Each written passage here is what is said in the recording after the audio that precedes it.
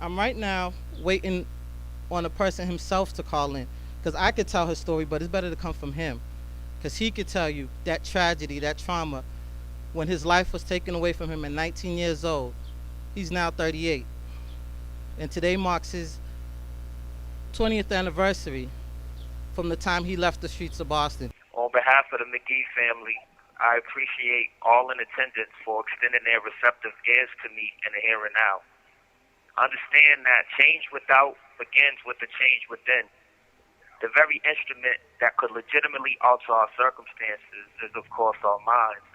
So what happens when our minds are preoccupied with processing our unfortunate societal norms such as systemic racism, joblessness, gun violence, institutional disenfranchisement, absentee fathers, mass incarceration, etc.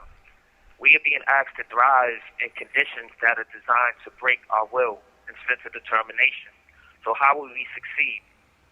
Allow me to paint a clear picture for you utilizing my own life as a narrative.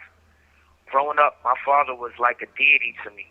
I truly worshipped him, and everything that came out of his mouth had a value greater than gold.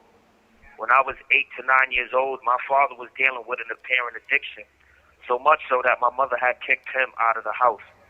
This dramatically impacted my self-esteem, being that I felt like nothing because in my mind he had chosen drugs over me. Because my father was my main source of motivation, it was hard for anyone to take his place. My mother was a good parent who tried, but her love never felt the same as his. And growing up in a household for the girls, I sought my identity in the streets with other young men. We each had sadly felt that all we had was each other and that nothing could get in the way of us living life on our terms.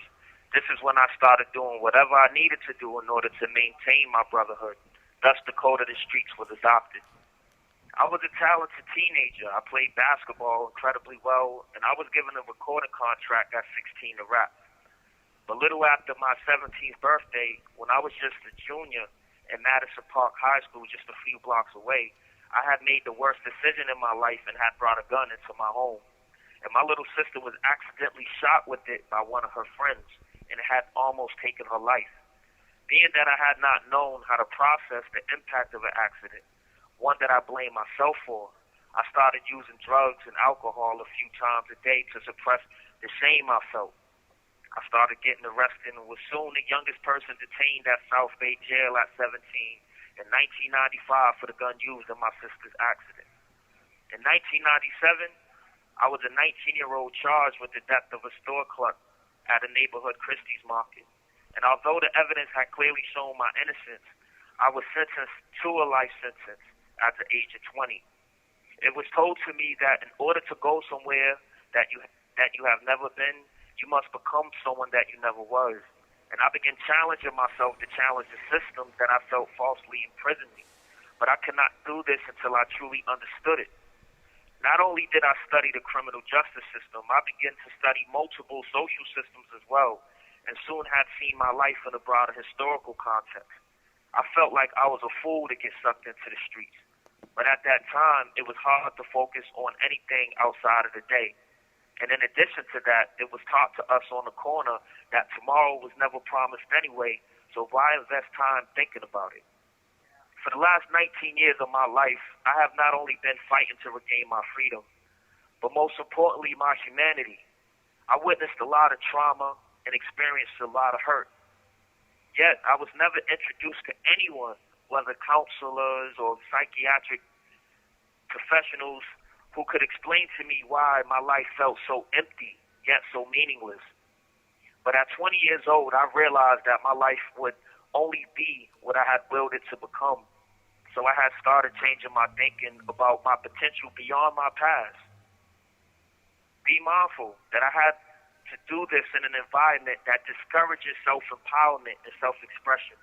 But through it all, I have elevated in conditions that attempted to breed standardized mediocrity in me.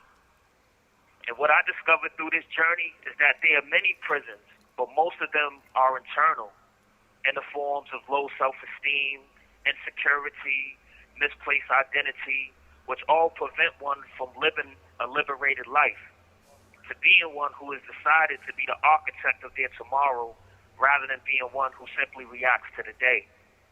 As I have said earlier, change without begins with the change within. And what this means is that our situation will never change until we do, until we effectively vessel our justified frustrations into the mediums that could foster the needed solutions.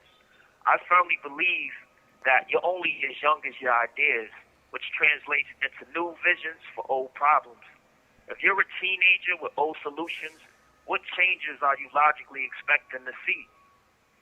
It is only when you dare to be different that your conditions will soon animate the impression seen within your mind's eye. It was once stated by George Jackson, a prison abolitionist who had died in the early 70s, that life without control over the factors which determine the quality of my tranquility is of the first of importance to me. For without this control, I'm forever insecure, forever at the whim and caprice of the man in control.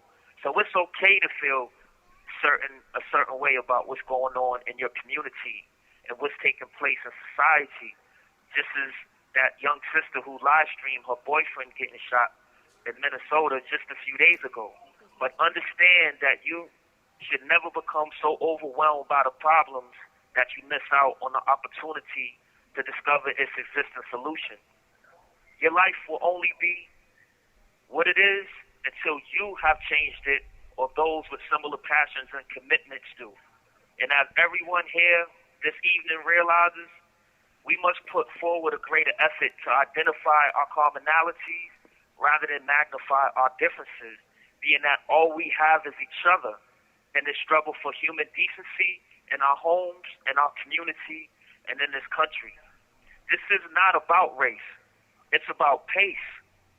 Getting with those who are desirous about dealing with the issue now through effective networking and strategic alliance building. Throughout everything I've been through, I was told for the first time in my life that I'm deserving of happiness. And my wife had told me this. So this is what I now extend to you, that regardless of what you've been through, you too are deserving of happiness.